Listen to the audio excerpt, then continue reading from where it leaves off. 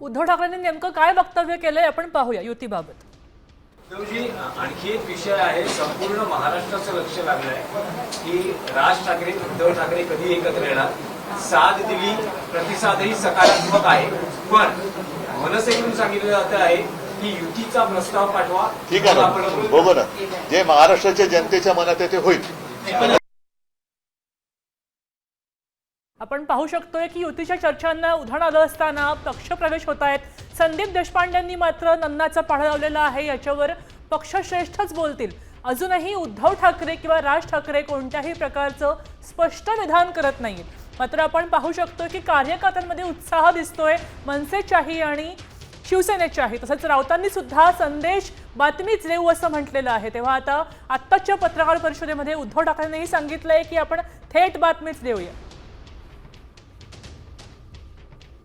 आपण पुन्हा एकदा ऐकूया उद्धव ठाकरे काय म्हणाले आहेत, कारण अत्यंत महत्त्वाचं विधान त्यांनी केलेलं आहे।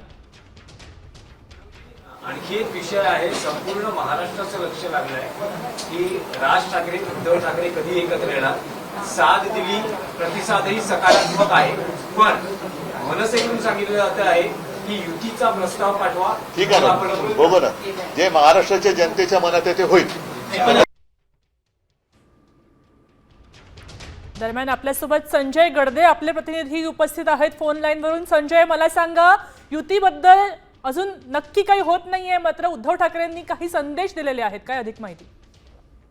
निश्चितच मागील अनेक दिवसांपासून उद्धव ठाकरे आणि राज ठाकरे हे दोन्ही भाऊ महाराष्ट्राच्या हितासाठी एकत्र येतील अशा चर्चा ज्या आहेत त्या सुरू आहेत। मात्र प्रत्यक्षात दोन्ही गटाकडून कोणीही अद्याप प्रस्ताव तसा एकमेकांना दिला नव्हता। मात्र आज उद्धव ठाकरे जेव्हा माध्यमांशी बोलत होते त्यावेळी त्यांनी महाराष्ट्राच्या मनामध्ये जे आहे, महाराष्ट्राला जे हवंय तेच होईल असा एक संकेत दिलेला आहे। त्यामुळे कुठेतरी हे युतीसाठी अधिकृत असा संकेत मिळतोय आणि त्यामुळे नक्कीच महाराष्ट्राच्या हितासाठी हे दोन्ही बंधू एकत्र येतील अशी आता चर्चा देखील या ठिकाणी रंगताना पाहायला मिळते।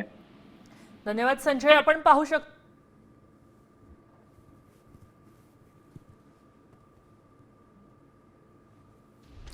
संजयजी, तुम्हाला काय वाटते पुढच्या काळामध्ये काय होऊ शकेल, तुमचं वैयक्तिक मत काय आहे? खरं पाहिलं तर मनसेचे पदाधिकारी असतील किंवा शिवसेना उद्धव ठाकरे बाळासाहेब ठाकरे गटाचे जे पदाधिकारी असतील किंवा कार्यकर्ते असतील त्यांची देखील तीच भावना आहे। संपूर्ण महाराष्ट्राची मराठी माणसाची देखील हीच भावना आहे की आता कुठेतरी हे ठाकरे बंधू दुरावल्यामुळे जे आहेत ते परप्रांतीयांची दादागिरी वाढलेली आहे, मुजोरी वाढलेली आहे आणि हे जर टाळायचं असेल तर दोन्ही भावांनी एकत्र येणं गरजेचं आहे असा आता दोन्ही पक्षांचा सूर या ठिकाणी आपल्याला पाहायला मिळतोय। आणि मला देखील हेच वाटतंय की जर ठाकरे बंधूंना जर राजकारणामधील आपलं अस्तित्व टिकवायचं असेल तर कुठेतरी यांनी दोन पाऊल या ठिकाणी महाराष्ट्राच्या हितासाठी पुढे टाकणे देखील तितकं गरजेचं असणार आहे। अच्छा, मला सांगा, या ठिकाणी अशी युती झालीच तर मग एकनाथ शिंदेचं अस्तित्व काय असू शकेल?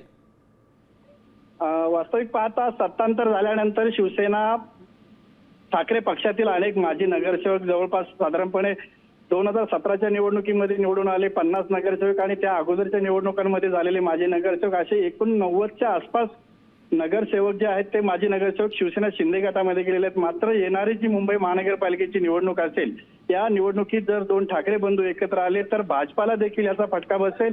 सोबतच कट्टर मराठी आणि हिंदू असा जो मतदार आहे, जो पूर्वीपासून बाळासाहेब ठाकरे यांच्या विचारांवर या ठिकाणी एकत्रित राहिलेला होता, तो पुन्हा एकदा एकत्र येईल आणि यामुळे या दोन्ही बंधूंची महापालिका। संजय, धन्यवाद। आपण अत्यंत महत्त्वाची माहिती दिलेली आहे, महत्त्वाचे इन्साइट्स दिलेले आहेत। युती होईल की नाही याबाबत अजून साशंकता आहे, मात्र तसे संदेश मात्र दोन्ही पक्षाकडून दिले जात आहेत।